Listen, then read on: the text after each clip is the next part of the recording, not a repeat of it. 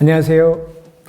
박강범의 임플란트 수술방 42번째 프리뷰를 올려드리도록 하겠습니다. 화면에서 보시는 것처럼 이분은 이제 일흔이 다 되신 여성분이시고요. 오랫동안 임플란트 치료를 받아오셨고 또 그 결과에 대해서 매우 만족하고 계시는 분이십니다.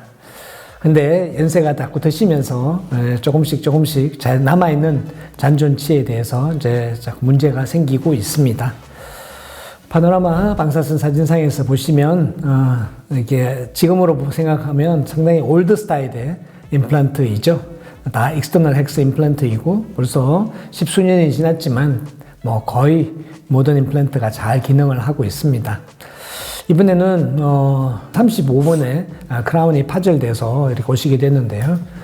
하악 전치부도 역시 상당히 큰 에피칼 리전을 보이고 있고 또 세컨더리 캐리어스가 진행되고 있어서 하악에 남아있는 전체 잔존치에 대해서 치료 계획을 세우게 되었습니다.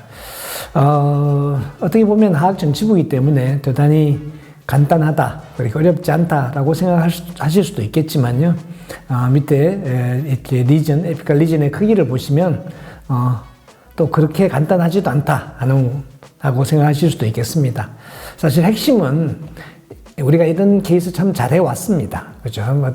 어떤 경우라도 이런 경우는 본 덴시티도 괜찮고 하기 때문에 좋은 결과를 얻어왔지만 지금 우리들의 포커스는 얼마나 빠르게, 얼마나 쉽게, 그리고 얼마나 효과적으로 이런 케이스를 해결하는가 하는 것이겠죠.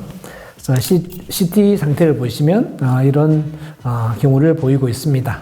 보시다시피 42번은 에피칼 리전에서 보신 것처럼 아주 뜬 라비알 본은 남아있겠지만 거의 중간이 비어져 있고요. 상당히 루트 에이펙스로 보셔서 상당히 긴 그리고 큰 에피칼 리전이 있고요.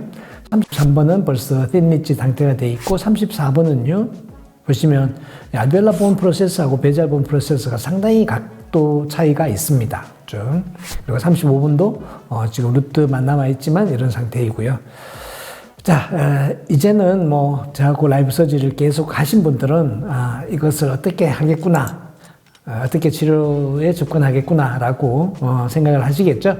여러분 나름대로의 생각을, 치료 계획을 세우시고 그리고 함께 해주시면 감사하겠습니다. 감사합니다.